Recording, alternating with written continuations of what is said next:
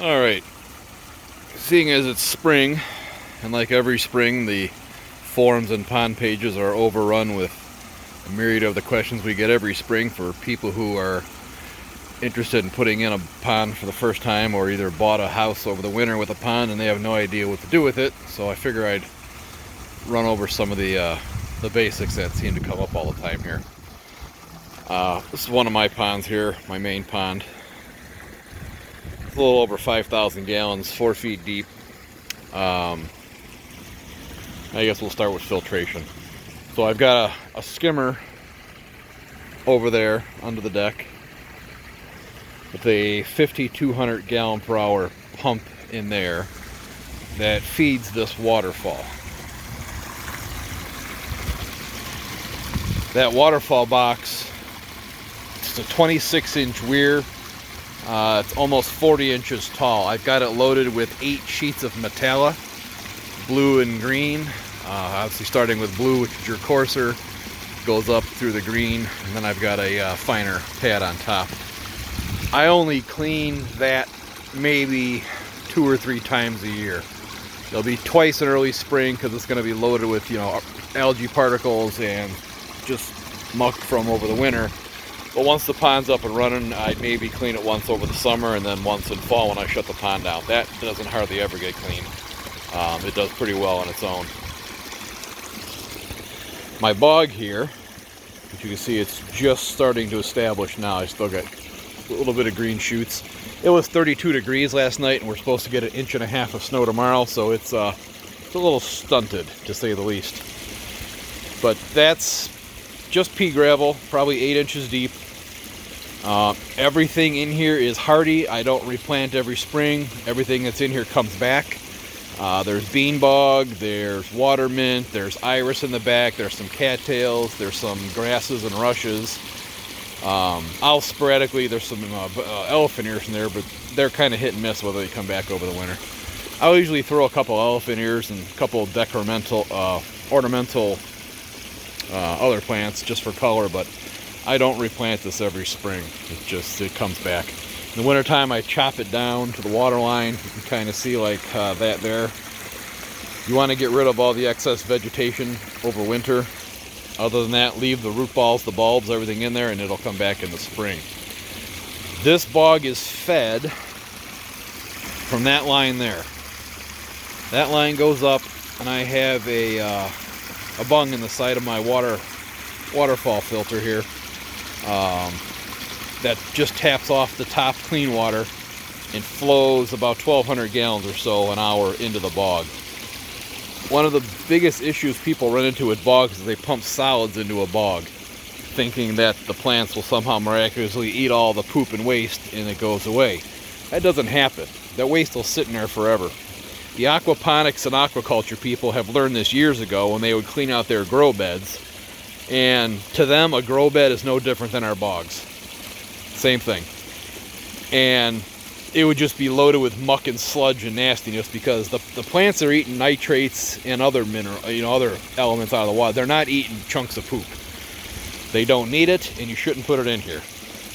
This bog has been up and running, I think 5 years now, and I check it every spring, and while there is a level of sediment on the bottom, it is nowhere near needing to be cleaned yet. I can stir that up, walk around in it. It'll be a little bit cloudy, but there's no sludge. There's nothing nasty down in there. So if you're going to put a bog in, feed it filtered water. All it's looking for mainly is the nitrates out of that water. It's not looking for any of your solids. And putting solids in there is just going to be a headache in the future. I have a retro bottom drain down here. Let me turn off my aerator so you can see it. These are great too, these little remote controls. I can turn things on and off right from there. Off.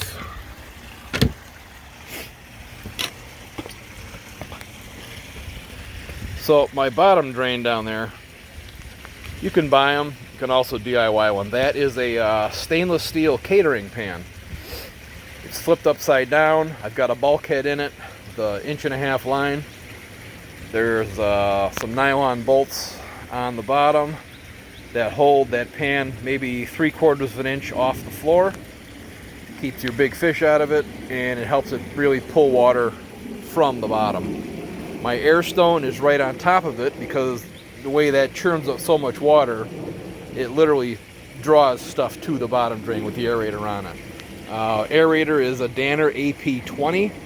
Been running for years and years and years. I've never opened it up. I've never rebuilt it. I've never done anything. It just works. So that bottom drain runs over here to a submersible pump.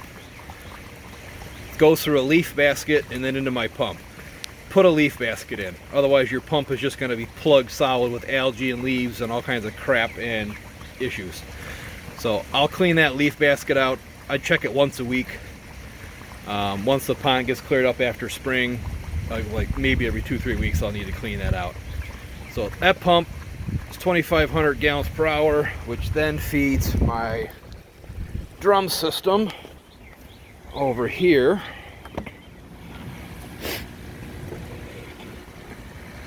It's a 3-drum moving bed. Well, I'll show you. First drum, K2 media, and this catches probably 90% of the solids that are in my pond at any point in time. You can see all the bits of algae it's sucking up now. I'll check this regularly. Early spring, it will need to be cleaned like every 2 days because it will just be loaded with crap. Second drum is a mixture of K1 and K2. Static bed also just for solids. This will just be the finer solids. This drum doesn't get cleaned nearly as often as the first drum. Third drum is my moving bed. This is all K1 media. I've got a couple of cheap little air pumps in here for extra aeration for the bacteria. This never gets cleaned. It's moving so much, turning around. Never needs to get cleaned. This is nothing but your biological filtration right here.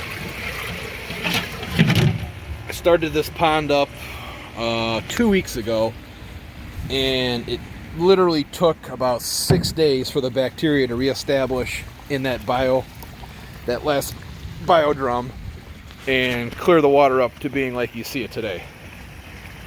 2 weeks ago it was cloudy. You couldn't see 6 inches into the water because it had been, dormant all winter. And within 6 days it went from that to what you see here right now. That's 4 feet deep down there.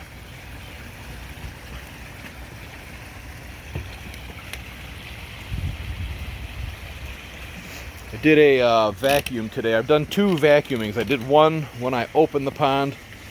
I did another one today. I don't like doing big water changes in spring. Obviously you can, but the fish are already stressed from the winter, and I find that a couple small water changes a week, 2 weeks, back to back is a little bit less stressful for them. Another pro tip, you can pick up these municipal water meters on eBay pretty cheap, and I just retrofit a couple 3/4 inch fittings on it so I can plumb it into my garden hose here that I use to work on my pond. And that way, when you're either doing water changes or filling and building your pond, you know exactly how many gallons it is or how many gallons you're treating, if you're using a dechlorinator, meds, whatever. I find one of the big problems I run into with the ponds is people wildly overestimate the actual gallons they think their pond is. When I build a pond for somebody, I'll take that water meter with me. In the initial fill, I will obviously meter the water, and then I'll be able to tell the customer to the gallon how many gallons their pond actually holds. I've had people swear up and down they have a 4,000 gallon pond, and I'll go do a spring cleaning, drain half the pond, and proceed to fill it up with 900 gallons of water and tell them that their pond is in fact only 2,500 gallons. To which they then still argue with me. I digress. But that's the basics. People always, actually somebody yesterday was asking, can you get away with just a waterfall filter? You can get away with no filter if you want to have 2 minnows in your pond. The big misconception is people buy filters, and this is partially fault by the manufacturers, because they rate all their filters per gallon or by pond size, and there's really no relevance whatsoever other than flow, which has really nothing to do with the filter. There's no relevance to how many gallons a filter can handle. It's all based on your bio load, i.e. number of fish you have. The more fish you are going to stock your pond with, and again, the general rule of thumb with pond people is we wildly overstock our pond, including myself. There's probably 50 fish in here in a 5,000 gallon pond, and it's grossly overstocked, but to make that work, I have grossly over-filtered the pond. K1 caldness actually will give you a ratio of how much food K1 is able to consume and dissolve and break down and process in a day. Like 1 meter of, I'm just using as reference, 1 meter of K1 is able to break down 4 ounces of food. So if you're feeding your pond 4 ounces of food a day, you better have at least 1 meter of K1 or some equivalent biomedia to process that. As long as you've got adequate flow, the fish aren't cramped for space, meaning they can move around and swim freely and they're not, fighting for territory. As long as your filtration is ample to handle that, while technically it's overstocked, they will be healthy and they will thrive. I average 5 to 6 inches of growth every year on my fish. They spawn ridiculously. I haven't had to treat, knock on wood, any sort of ulcers, infections, parasites in, I think the last issue I had was 3 or 4 years ago, and that's because I picked up some fish that I should have quarantined and I didn't, and they had issues. Luckily, I caught it in time, yanked them out, and they didn't affect any of my other fish. I do also treat 2, maybe 3 times a year with potassium permanganate. Despite all of the people either love it or hate it, it does work. But I don't recommend it for beginners. You need to know exactly what your gallonage is on your pond. You need to know what part per million you're shooting for. I typically dose at 2.5 parts per million for 4 hours. I'll neutralize with peroxide. But if you go above 4, you can literally wipe out your entire pond in a matter of minutes. I mean, everything dead. Benefits of the potassium permanganate: it'll oxidize a lot of your algae and your simple cell vegetation. It wipes out a myriad of parasites and other nasties that your koi can get. It also will off-gas a lot of the growth hormone that the koi release into the water. Typically this is negated with water changes, but I find the potassium permanganate treatments also knock down the levels of that growth hormone. So it's good stuff as long as you have a firm grasp on its destructive capabilities and how to use it.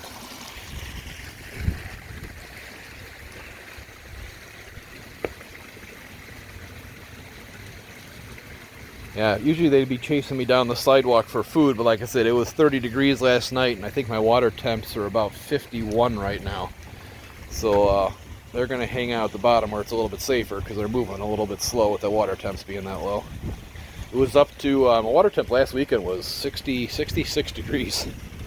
And they were all feisty and feeding and chasing me around and acting like they were going to start spawning, and that came to an abrupt halt when it got down to 28 degrees the other night.